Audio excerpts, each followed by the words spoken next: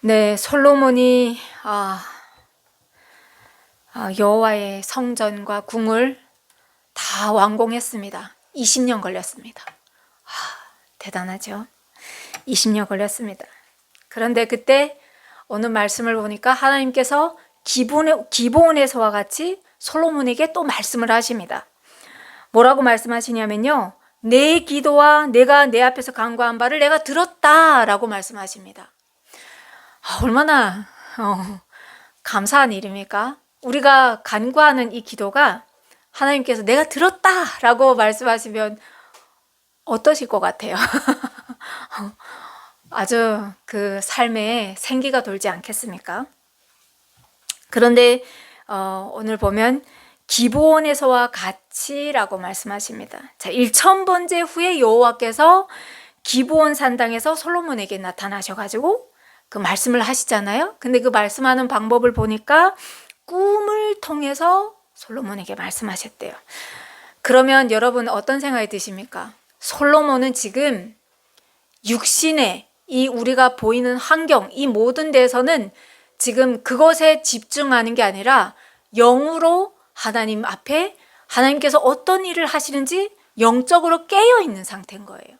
그래서 이런 영적으로 깨어있는 솔로몬에게 하나님께서 또다시 그때와 같이 꿈으로 나타나셔가지고 말씀하시는 겁니다. 그러니까 이 깨어있는다는 게 중요한 겁니다. 깨어있는다는 게. 근데 깨어있는다는 거는 우리가 보이는 환경과 현재 내 상황에 매달리면 깨어있기가 쉽지 않습니다. 왜냐면 마음에 걱정 근심이 많으니까 그 안개가 가득해서 하나님과의 이 주파수를 맞추기가 어렵습니다. 그래서 여러분 보이는 환경에서는 우리가 눈을 감아야 됩니다. 그리고 내 삶을 인도해 가시는 그 하나님을 신뢰하고 하나님과 주파수를 맞춰야 됩니다. 그렇게 할 때 이런 솔로몬과 같은 일이 일어나는 거죠. 자, 그런데 하나님께서 내 기도와 내가 내 앞에서 간구한 바를 들었다라고 말씀하시니까 솔로몬이 어떤 기도를 했을까? 이게 중요한 거예요. 중요한 거니까 우리 곱씹어 보는 건데 솔로몬이 하나님 앞에 한 기도는 말씀에 근거한 기도입니다. 그냥 뭐 주세요, 이거 부족하니까 이거 채워주세요 한 것이 아니라 말씀에 근거한 기도입니다. 그러니까 이 말씀에 근거한 기도가 어떤 기도냐 하고 보면 솔로몬이 처음에 말문을 뗄 때, 기도문을 뗄 때 이렇게 뗍니다. 위로 하늘과 아래로 땅에 주와 같은 신은 없습니다. 하나님은 온 마음으로 주의 앞에서 행하는 종들에게 언약을 지키시고 은혜를 베푸시는 분이 하나님이십니다. 요 두 줄 가운데 모세를 통해서 하나님께서 그동안 내가 이루겠다 하는 그 내용이 다 들어가 있습니다. 이렇게 기도하면서 다윗이 뭐라고 말씀하냐면요, 내 자손이 자기 길을 삼가서 내가 내 앞에서 행한 것 같이 내 앞에서 행하기만 하면 내게서 나서 이스라엘의 왕위에 앉을 사람이 내 앞에서 끊어지지 않게 하겠다. 요 약속은 다윗에게 한 약속입니다. 이걸 가지고 나간 거예요. 그 말씀에 근거한 기도를 한 겁니다. 그러니까 이렇게 했으니까 지금까지 우리 조상들에게 하신 그 말씀대로 약속의 땅을 주셨고 이렇게 정착하게 하셨고 그리고 이 이스라엘 왕조를 세우셔서 이렇게 오셨던 것처럼 하나님은 다 그 언약을 지키시는 하나님이십니다. 그것처럼 다윗에게 약속하신 이 언약도 지켜주십시오 라는 그 말씀에 근거로 해서 지금 솔로몬이 하나님 앞에 기도를 했습니다. 다윗과의 언약을 말하고 있는 거죠. 자, 그러면 이 언약이라는 건 뭐냐면요, 언약이라는 것은 하나님과 관계가 시작되었다는 뜻입니다. 예를 들면 그런 거죠. 우리 삶 가운데도 우리 결혼 다 하신 분들이잖아요. 부부가 결혼할 때 그냥 오늘 좋으니까 같이 살자 이렇게 안 살잖아요. 결혼 서약식을 하지 않습니까? 결혼 서약식 그 가운데 뭐 자잘한 게 많지만 그 가운데 어떻게 합니까? 눈이 오나 비 오나 기쁠 때나 슬플 때나 검은 머리 팥불이 되도록 한 사람만 바라보며 나는 이 사람을 사랑하겠습니다. 이런 서약식을 통해서 관계가 이루어지는 거죠. 남남이 관계가 이루어지는 거죠.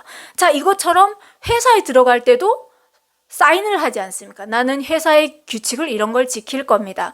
회사에서도 이 사람을 직원으로 이렇게 대우하겠습니다 하는 공식적인 계약을 통해서 들어가는 것처럼 모든 관계는 계약 속에서 이루어진다라는 거죠. 하나님도 그때나 지금이나 우리와 관계를 맺기를 원하시는 거죠. 그리고 그 관계는 하나님께서 이스라엘이라는 나라를 통해서 보여주시는 것이 언약으로 나타내는 이 특별한 언약이, 특별한 관계다라는 것을 우리는 누누이 보고 있습니다. 구약에 나오는 모든 기도는 하나님이 그들의 왕이 되고 이스라엘은 하나님께 선택받은 백성이라는 언약에 기초하고 있습니다. 그러니까 왕 대신 하나님이 자기 백성의 간구를, 기도를 들으시고 또 그 백성에게 긍휼과 인애와 사랑을 베풀어 주신다라는 관계 속인 거죠. 그래서 솔로몬이 어떤 기도를 이어서 합니까? 하나님, 이스라엘이 살면서 이런 죄를 범할지라도 하나님이 나의 하나님인 것을 알고 우리가 하나님 앞에 범죄한 것을 알고 돌아와서 회개하면 하나님께서 그것을 우리가 뉘우치고 하나님 앞에 돌아오면 하나님께서 회복시켜 주십시오. 이 나라와 개인이던 나라던 이 성전을 향해서 기도할 때 하나님께서 들어주시고 우리를 다시 회복시켜 주십시오 라는 기도가 그래서 나오는 거죠. 자, 솔로몬은 하나님께서 지혜를 주신 것도 있지만 역사적으로 이렇게 굉장히 잘 아는 사람이다 보니까 이 민족의 정체성을 아는 왕이었습니다. 그래서 그냥 하나님께서 이 백성을 불쌍히 여기셔서 우리를 돌아봐 주십시오 라는 기도가 아니라 하나님은 마땅히 이 백성을 돌아보셔야 됩니다 라고 얘기를 합니다. 그 이유는 왜냐하면 주님께서 이 만민 가운데 이스라엘을 구별하여서 주님의 기업으로 삼지 않으셨습니까? 그렇기 때문에 주님께서는 이 이스라엘의 기도를 하나님께서 외면하지 마시고 들어주십시오 이런 기도를 했다는 거예요. 오늘날 우리는요, 하나님께서 우리를 예수님을 십자가에 못 박으시면서 우리를 택하여 주시지 않으셨습니까? 그러니 하나님, 우리가 잘못을 알고 통회하면서 회개하고 주님 앞에 돌아서서 나아가면 주님 우리를 긍휼히 여겨주십시오. 이런 기도가 말씀에 근거한 기도가 되는 거겠죠. 자, 그래서 하나님께서 뭐라고 말씀하시냐면요, 내가 건축한 이 성전을 거룩하게 구별하여서 하나님께서 그 성전에다가 내 이름을 두겠대요. 그리고 영원히 그 이름을 두고 내 눈길과 내 마음이 항상 거기에 있겠다라고 말씀하십니다. 성전에. 자, 온 우주조차도 하나님의 거하시는 집이 될 수가 없습니다. 그건 왜냐면요, 하나님께서 창조하신 피조 세계이기 때문입니다. 하나님의 그 크심을 온 우주조차도 하나님을 그 안에 담을 수가 없습니다. 그런데 그 하나님께서 자기 형상, 곧 하나님의 형상대로 빚으신 이 인류를 위해서, 그 열방을 위해서, 그 한 영혼을 위해서 그들을 하나님 나라로 돌아오게 하시려고 그 성전에 하나님의 그 거룩한 이름을 두시고 하나님의 마음이 항상 거기에 있게 하시고 또 하나님의 눈이 늘 그곳을 이렇게 주야로 보겠다라고 말씀해요. 이거 은혜인 겁니다. 우리가 과연 무엇이기에 한낱 먼지에 불과한 우리를 위해서 하나님께서 구약부터 이렇게 말씀하시는 겁니다. 하나님의 궁극적인 목적은요, 하나님을 떠난 그 인류를 세상에서 유리방황하는 그 한 영혼을 다시 하나님 앞품으로 다시 돌아오게 하시기 위해서 이 일들을 하신다는 겁니다. 그런데 문제는 그때나 지금이나 사람들은 하나님을 굉장히 많이 오해를 합니다. 그 오해가 뭐냐면요, 마치 하나님이 나만 사랑하시는 하나님처럼 생각한다는 거죠. 그리고 그 오해가 지나치면 어떻게 됩니까? 그 하나님이 나를 보호하는 마치 신처럼 우상숭배처럼 이렇게 생각하는 경우가 많습니다. 이런 신앙이 어떤 결과를 가져오냐면요, 내가 어려울 때 하나님 앞에 기도하면 응답되면 그 하나님은 내 하나님이에요. 그런데 하나님의 뜻과 맞지 않을 때가 있잖아요. 그 기도는 응답이 안 됩니다. 그러면 응답이 안 되면 그런 신앙을 가진 사람은 어떻게 하냐면요, 하나님이 어디 있어? 없어 하면서 하나님을 떠납니다. 그리고 하나님을 그냥 떠나는 게 아니라 하나님을 막 저주하면서 떠납니다. 이게 굉장히 위험한 신앙인 거예요.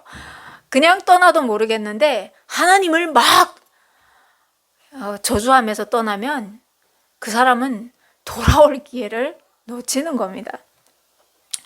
하나님은 나의 행복을 위해서 존재하시는 분이 아니시라는 겁니다. 하나님은 그 한 영혼을 위해서, 하나님의 형상대로 빚으신 그 한 영혼을 위해서 하나님께서 이 일들을 하고 계신다는 거예요. 십자가를 지심도 그 한 영혼을 위해서 하나님께서 그 십자가를 지셨다는 거예요.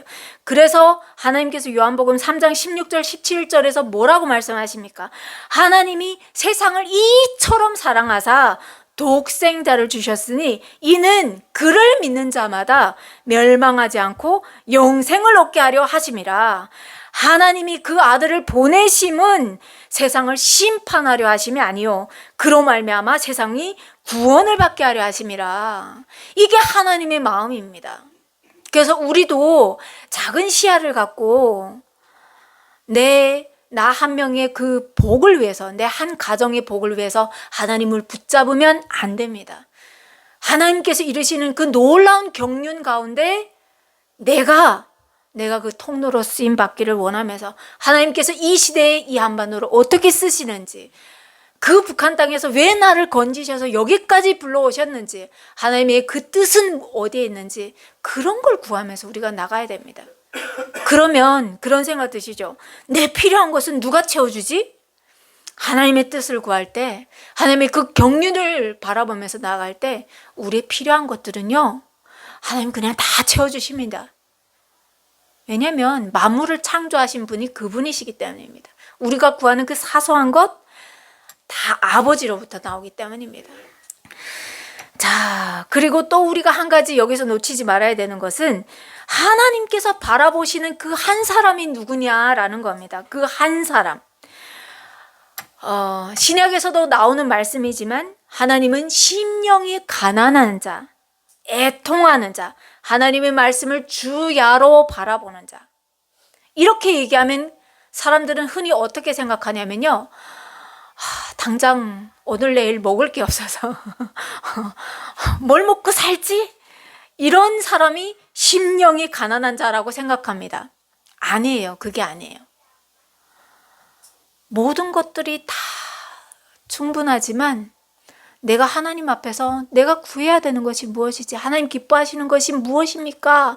하면서 그 모든 걸 내려놓고 주님 말씀하여 주십시오 하면서 하나님 어디에 계십니까? 욥과 같은 기도, 그리고 요셉과 같이 하나님을 앙망하는 사람.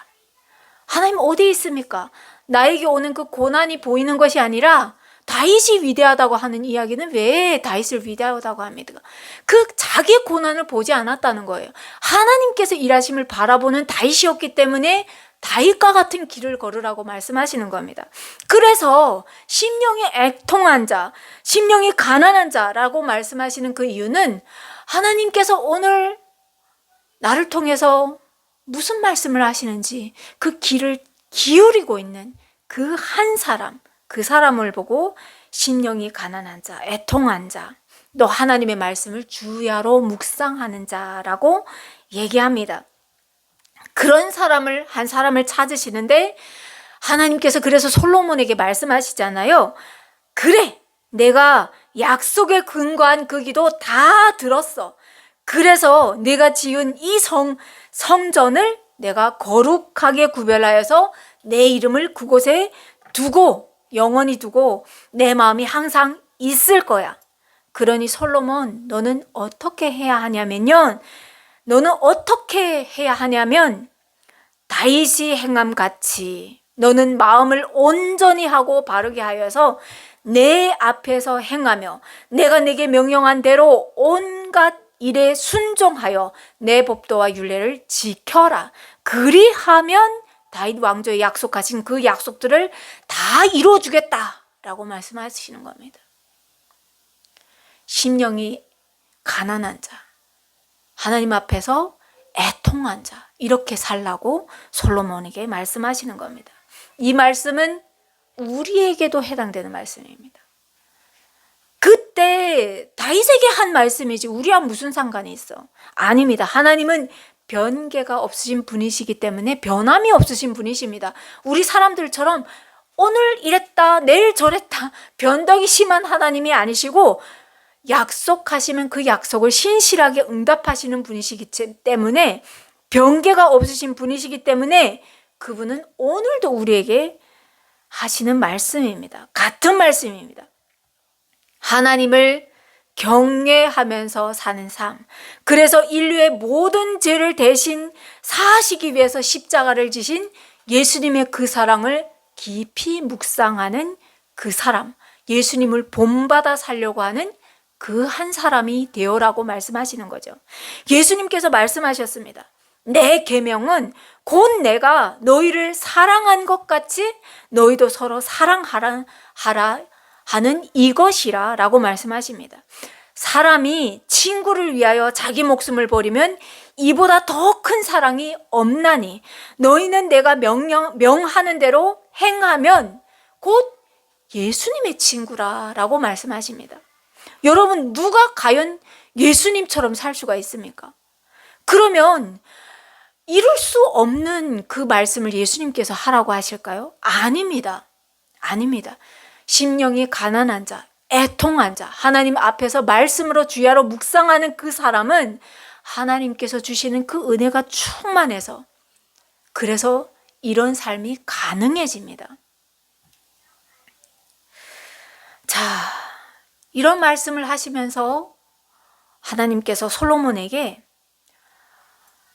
또한 우리에게 간과하지 말아야 할 말씀을 또 이어서 합니다. 6절부터 나오는 말씀인데 이렇게 살아라 말씀하시면서 그런데 만일 너희가 너희나 너희 자손이 아주 돌아서서 나를 따르지 아니하며 내가 너희 앞에 둔 나의 계명과 법도를 지키지 아니하고 가서 다른 신을 섬겨 그것을 경배하면 라고 말씀하시면서 그에 해당한 결과가 온다는 것을 말씀하십니다.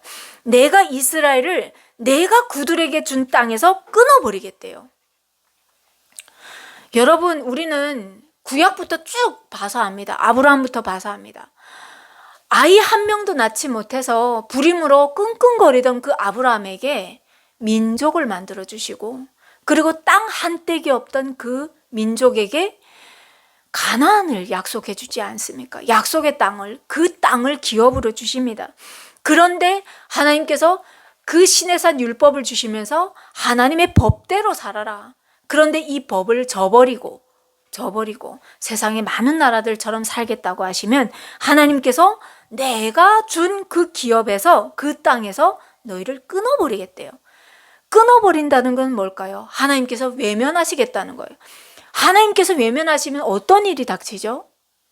그러면 약하고도 약한 이 순하고도 순한 그 순 같은 그 이스라엘은 세상 늑대에게 그냥 여기저기 짓밟히고 그냥 죽는 겁니다.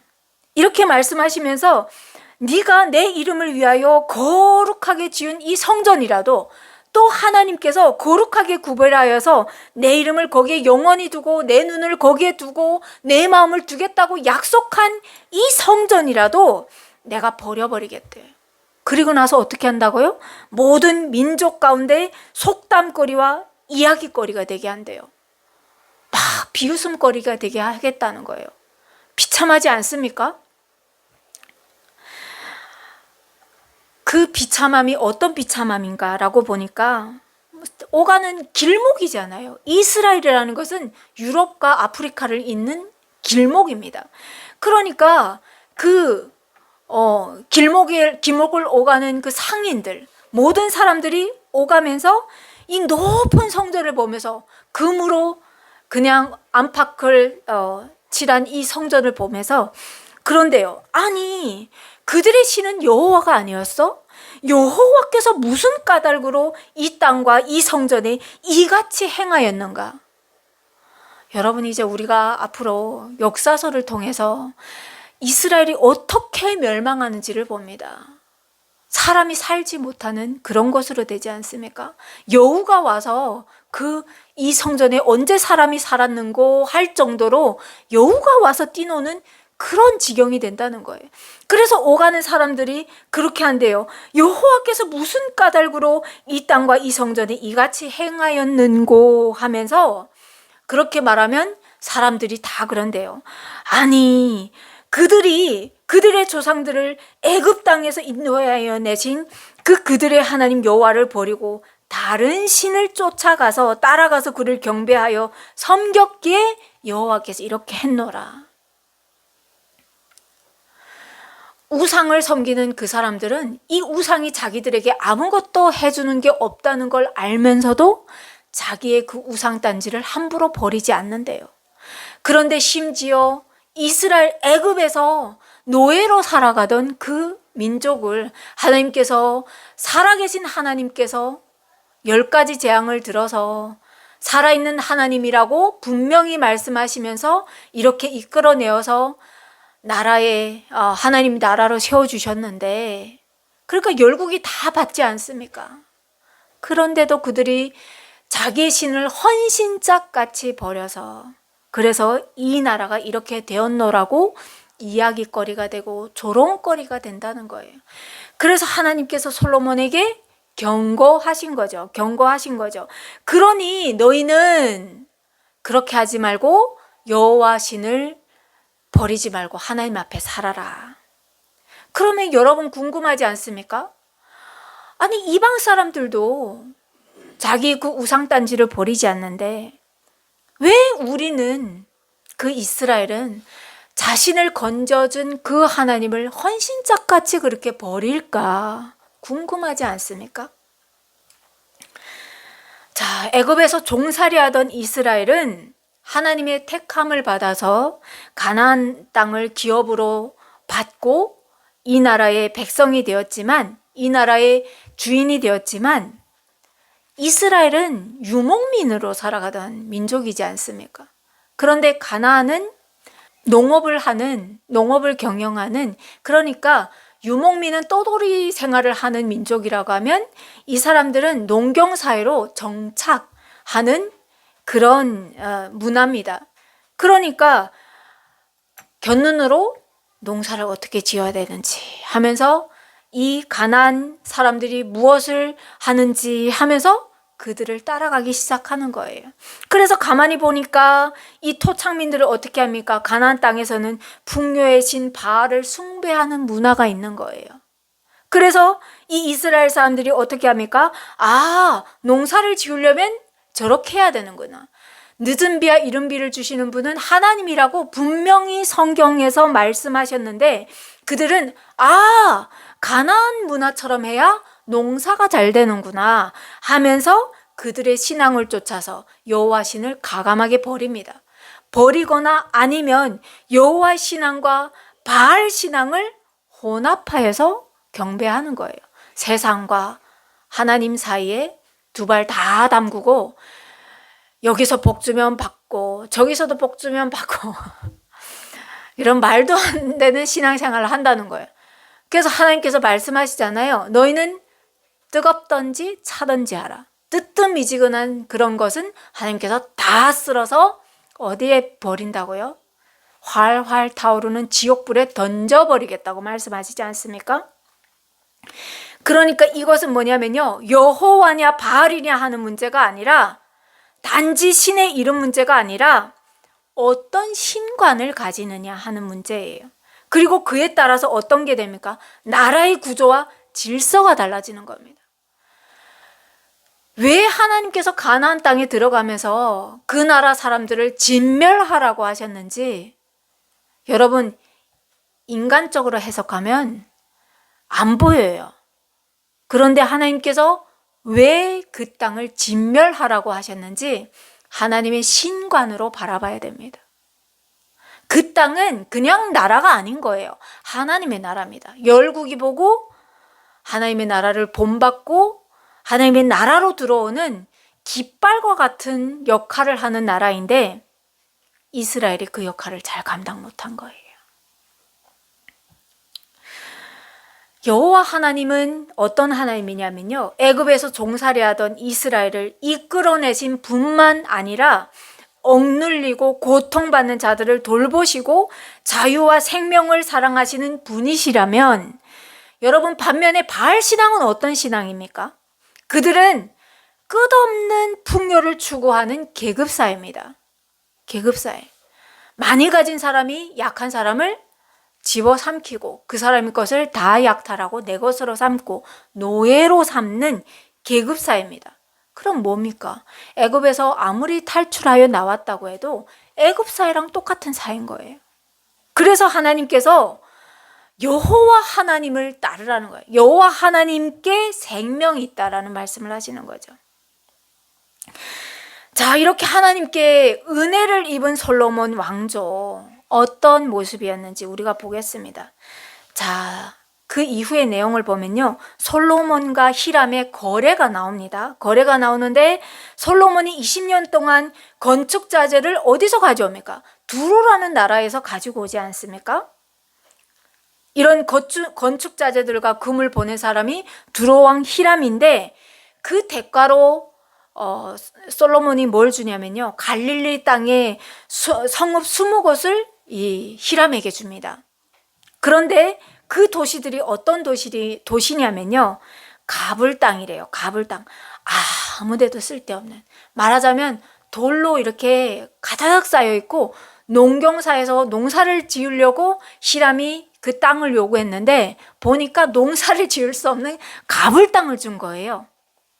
그러면 여러분 어떤 생각이 드십니까? 솔로몬 양심이 없다라는 생각이 드시죠?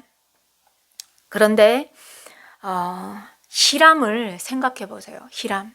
이 두로라는 나라는 우리가 알잖아요. 이 두로라는 나라는 섬입니다. 섬이면서 항구 도시인 거예요. 그러니 모든 나라들이 그 항구를 통해서 무역을 하니까 두로 왕 히람이 얼마나 이 장사머리가 아주 잘 돌아가겠어요. 못 이기죠. 누구도 못 이겨요. 이 두로 나라는 아주 보물이 가득한 나라예요. 무엇만 없느냐? 곡식만 없어요. 곡식만. 그래서 다윗 때도 솔로몬 때도 곡식 무역을 하면서 이렇게 쌀 무역을 하면서 그 나라에 필요한 양식을 무역으로 삼았단 말이에요. 자, 이런 두로 왕이 솔로몬과 계약을 했는데 가불 땅을 받은 거예요. 누가 이겼습니까? 솔로몬이 이긴 겁니다. 솔로몬이. 웬만한 사람 머리에서는 이 머리가 안 나오는 거예요. 하나님께서 주신 그 지혜가 얼마나 큰지요. 내노라 하는 두로 왕도 솔로몬을 이기지 못했다는 겁니다.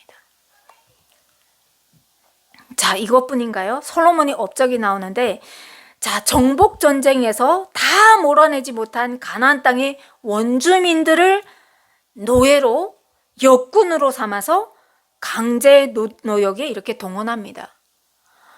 솔로몬은 하나님의 말씀에 순종했습니다. 왜냐면요, 그 레위기에 가보면 네 형제가 가난하여서 너한테 오더라도 뭘로 삼지 말라고 했습니까? 노예로 삼지 말라고 하죠. 네 형제기 때문에 한 식탁에서 먹어라. 그리고 그때가 되면 이 안식년이 되면 다 돌려주어라 라는 그 말씀에 입각하여서 자기의 형제를 노역으로 삼지 않았습니다. 대신에 이스라엘이 다 내쫓지 못한 그 가나안 땅, 아모리 사람, 헷 사람, 브리스 사람, 히윗 사람, 여부스 사람, 이런 사람을 가지고 무엇을 짓습니까? 여호와의 성전과 솔로몬의 궁과 밀로 궁과 예루살렘 성벽과 하솔과 무깃도와 게셀성, 기타 성읍들을 건설하는데 이 사람들을 노역군으로 삼았다는 거예요. 이게 왜 지혜입니까? 이게 왜 지혜입니까? 신명기 법에 의거하여서 솔로몬이 이 사람들과 이스라엘이 섞이지 않게 할 뿐더러 이 사람들을 지혜롭게 다스리는 그런 방법인 거죠. 그러니까 왕으로서의 리더십, 그 정책, 정말 하나님께서 주신 그 지혜로 이 모든 것들을 통솔하는 지혜를 발휘하고 있는 겁니다. 솔로몬은 여호와를 위해서 쌓은 이 제단 위에서 무엇을 합니까? 1년에 3번. 그러니까 무교절, 77절, 초막절에 하나님 앞에 나가서 번제와 감사제를 드리는 겁니다. 그럼 이것을 통해서 또 이 솔로몬은 무엇을 합니까? 그동안 그 산당에 나가서 제사를 하던 이스라엘을 성전으로 하나로 묶는 역할을 하는 겁니다. 아무 사람 머리에서 이 지혜가 못 나옵니다. 하나님께서 주신 지혜로 아주 뛰어나게 나라를 지금 운영해 나가는 솔로몬의 지혜를 볼 수가 있죠. 하나님께서 이 솔로몬에게 왕의 지혜를 넘치도록 주셨다는 겁니다. 그래서 열왕기상 4장 29절 31절에서 또 34절 말씀을 보면 하나님께서 이 어떻게 기록됩니까? 하나님이 솔로몬에게 지혜와 총명을 심히 많이 주시고 또 넓은 마음을 주셨대요. 평화의 왕이잖아요. 평화의 왕. 전쟁을 일삼지 않고 이 안에서 가시들, 이스라엘의 수많은 그 가시들을 노역으로 삼으면서 통솔해가는 이 솔로몬. 그래서 이 넓은 마음을 주시되 바닷가에 모래같이 주셨대요. 솔로몬의 이런 지혜가 동쪽 모든 사람의 지혜와 애굽의 모든 지혜보다 뛰어나게 하셨대요. 그는 모든 사람보다 지혜로워서 에스라 사람 에단과 마홀의 아들 헤만과 갈골과 다르다보다 나음으로 그때의 지혜로운 사람이다 라는 그런 사람들보다 다 뛰어나게 그런 솔로몬의 지혜여서 그래서 이 이름이 솔로몬의 이름이 만방에 이렇게 알려지는 겁니다. 그래서 사람들이 솔로몬의 지혜를 들으려고 오는데 이는 그의 지혜 소문을 들은 천하 모든 왕들이 보낸 자더라. 왕들이 대사를 이 솔로몬에게 보내는 겁니다. 가서 솔로몬의 지혜를 정말로 이렇게 지혜로운지 가서 보라. 자, 그래서 이어서 나오는 내용을 보면요. 10장에 보면 누가 옵니까? 이방의 여왕, 스바의 여왕이 솔로몬을 찾아오지 않습니까? 지금 솔로몬이 그 9장 26절 8절에 보면 해상 무역을 하거든요. 그러니까 이 무역을 통해서 이 솔로몬의 이스라엘의 영광이 사방으로 다 이렇게 퍼져나갔잖아요. 그래서 스바 왕이 오는 거예요. 와서 정말로 솔로몬이 그런지 와서 보자라고 자기가 직접 오는데 들은 말보다 더 뛰어난 솔로몬을 보는 겁니다.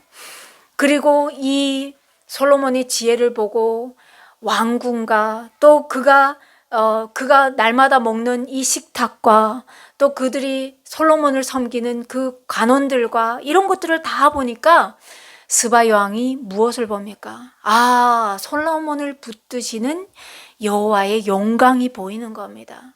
그래서 스바 여왕이 뭐라고 합니까?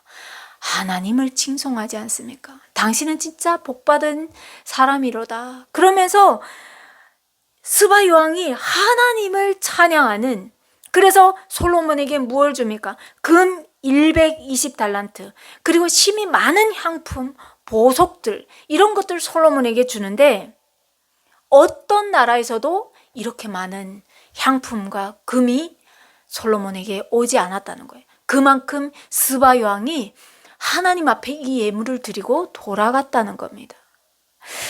여러분, 오늘 이 말씀을 들으니까 어떤 생각이 드십니까? 하나님의 백성으로 사는 그 은혜가 얼마나 감사한지 이런 생각이 드셔야 됩니다.